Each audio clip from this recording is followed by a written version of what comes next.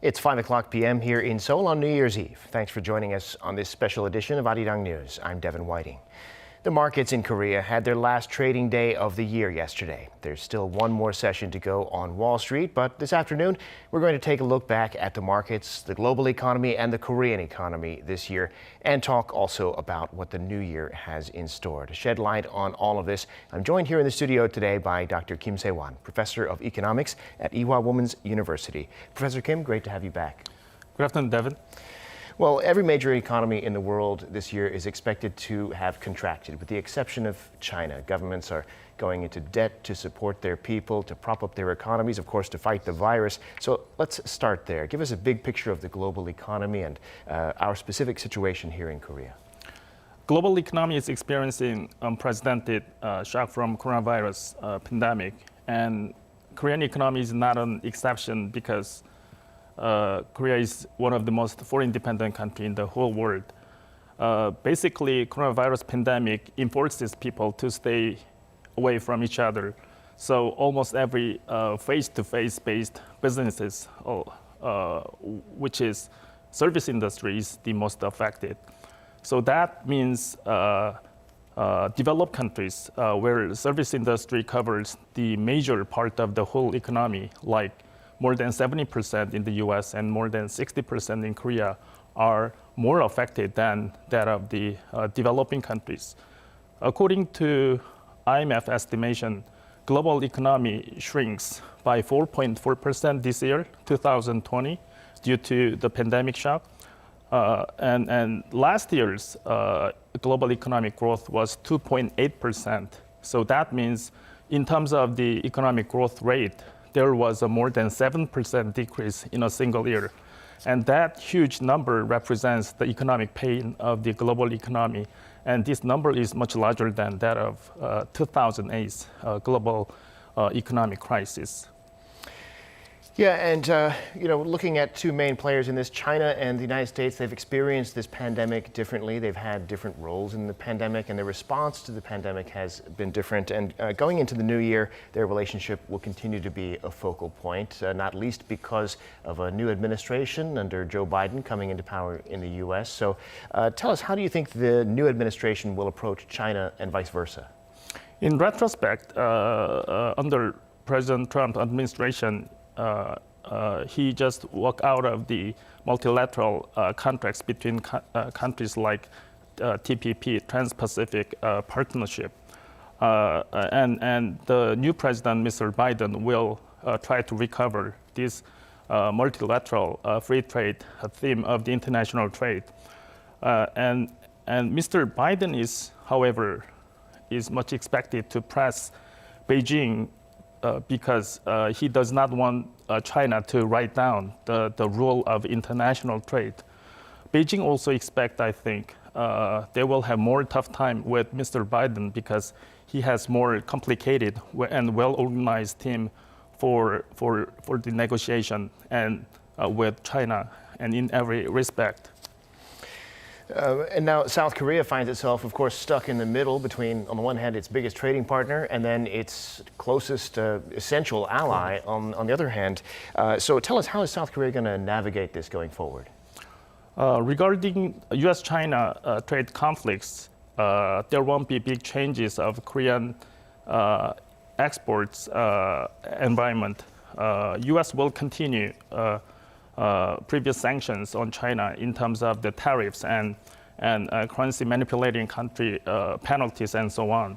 So it means that, like before, Korea's indirect export to US through China will be kind of constrained under President Biden's administration. But there is a possibility that either US or China will demand Korea to take one side only between the two countries, like US bans the use of Huawei parts in Korean export products like smartphones and TV sets. This is not something a single company like Samsung Electronics or LG Electronics can take care of. So if that really happens, Korean government should be providing clear direction on these problems. Yeah, there has been a great deal of pressure on many U.S. allies in that regard. Now, one thing that's recovered to pre-pandemic levels has been South Korea's exports. Key items like displays, memory chips are up. What do you see happening with exports in the new year? And are there any particular risks other than the obvious ones that we should be watching? Well, in the middle of a very difficult situation under COVID pandemic, one thing fortunate was global trading decreased in the early stage of the pandemic, but that quickly recovered. This is something different from that of 2008's global economic crisis. In 2008, global trading decreased by 20%. That situation continues for more than 5 years. So from August, totally unexpectedly, Chinese export increased by 9%. And after that, South Korea's export increased over 5% from September. So that increasing momentum is maintained until the end of this year. But it is, there are lots of uncertainties still in Korea's export increase because still coronavirus pandemic is resurging in Korea and in other major trading partners of South Korea. And Korean won is kind of still appreciating against US dollars. That's going to be another negative factor to Korean export increase. Yes, and at some point, eventually, people have to start moving between countries as well. But now, let's talk about South Korea domestically. The government's budget for 2021 is over $500 billion. Over $500 billion. They're aiming to front load 63% of that spending in the first half of the year. So what are the key parts of the budget and what do you say about its sheer size? Next year's government budget, 558 trillion won, is focused on intensifying supports on maintaining employment and stimulating domestic small businesses. Of course, it is one of the largest super budget in Korean history, but it is inevitable to have much larger budget to stimulate domestic economy and support small businesses and self-employers. Particularly, government has decided to roll out 9.3 trillion won size, the third COVID relief funds last week. And actually, the recipient can get cash from government from early January, which is from next week. So as the situation of small businesses and self-employers quickly worsening, government's decision on implementing COVID relief fund, rolling out COVID relief funds was appropriate and timely decision, I believe. Yeah, we'll have to talk about a little bit more about the small businesses in just a minute. But as the virus spreads, it seems that the government just has to go further and further into debt. And a lot of people are saying that while the virus has to be fought, this is a concern for the state's fiscal soundness. What do you say, Professor? Actually, as you talked about, there is a increasing concern on fiscal health of the South Korean government. One of the strongest point of the Korean economy and government is low debt rate of South Korean government, which is much below 40% in previous year, 2019. In other countries like in Japan and United States, government debt to GDP ratio exceed 100%. But due to pandemic shock and government fiscal responses on these pandemic shocks, government has spent a lot of money along with 4 times of supplementary budget in this year, amounts to 67 trillion won. So in the next year, South Korean government debt to GDP ratio will be increased up to 47%, which is the highest level in history. And in a single year, that is increasing over 8%. Of course, that is the fastest pace of the government debt increase in Korean history. So one thing really worried about this situation is foreign sovereign rating companies like S&P, Moody's, and Fitch are watching Korean government debt increase very closely. And there is a possibility if Korean government debt increase like this, they can lower the sovereign ratings in the next year or after 2 years. Then that leads to outflow of the Korean outflow of the money from Korean market to foreign countries and worsening reputation of the Korean economy. Indeed, that could be a concern. Now, this year in stocks, the big crash in March was seen as an opportunity by a lot of retail investors to get into the market, perhaps for the first time. And now we see here at the end of the year, the Kospi closed at an all-time high. So some are saying these gains could continue into 2021. What's your view, Professor? Well, today was the last day of the trading for stock market in Korea, and Kospi market is closed with 2,873 for today, which is highest level in Korean history. I think this year's stock market will be gone down as the victory of small domestic individual investors.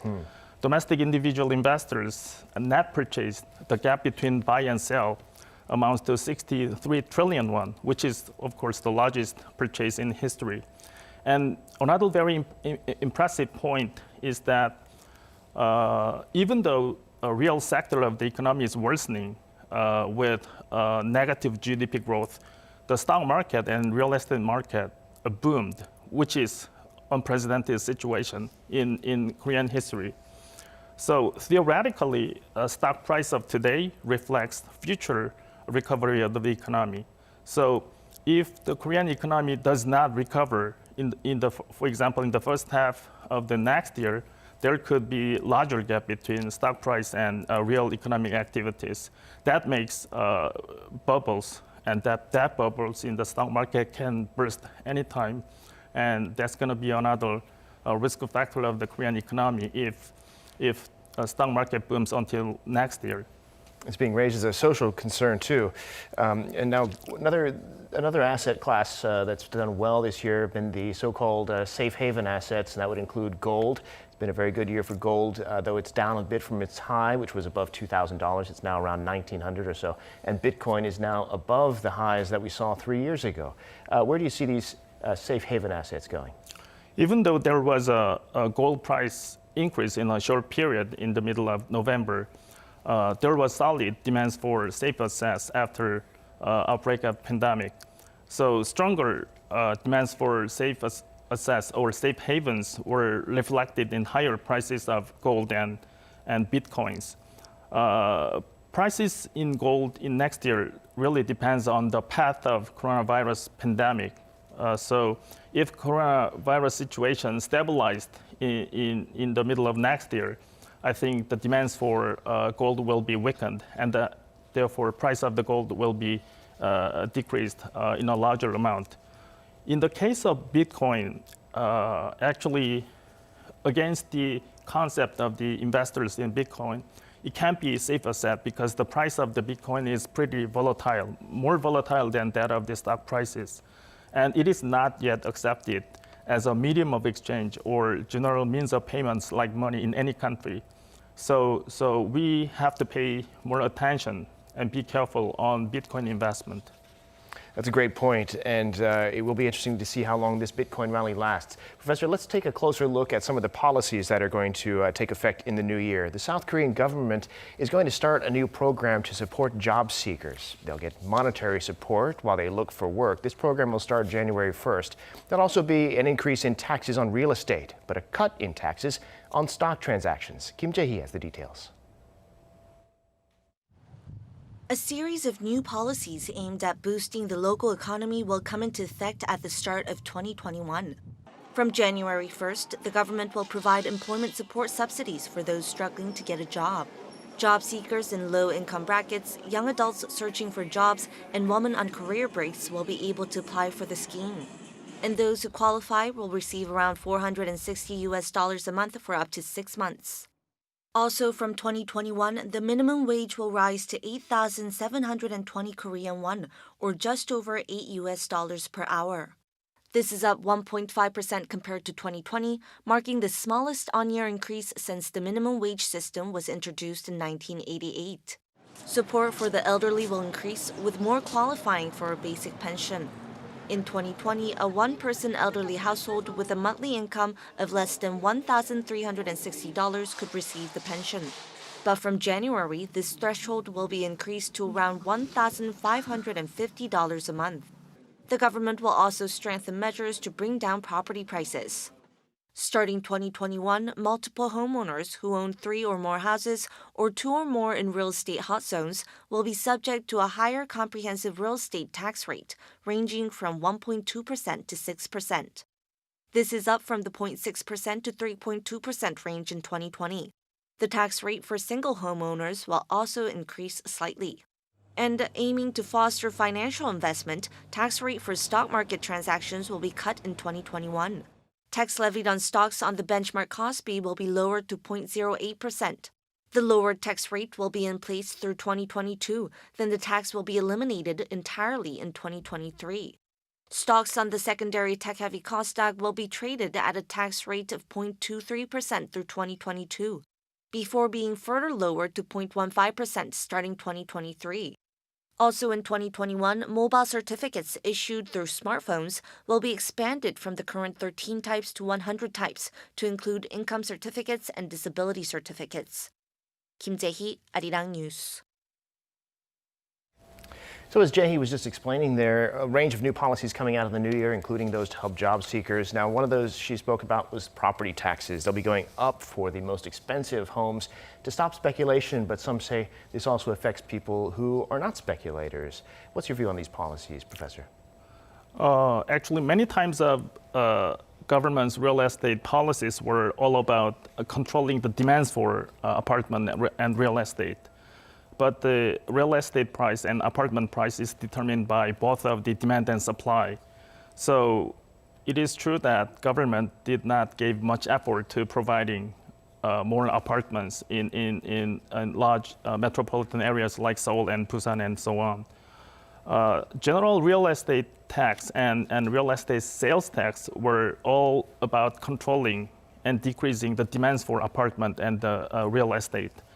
One of the largest side effects of higher tax imposing is that it is not easy to tell the difference between real demander of the apartment and the pure investors in the apartment market.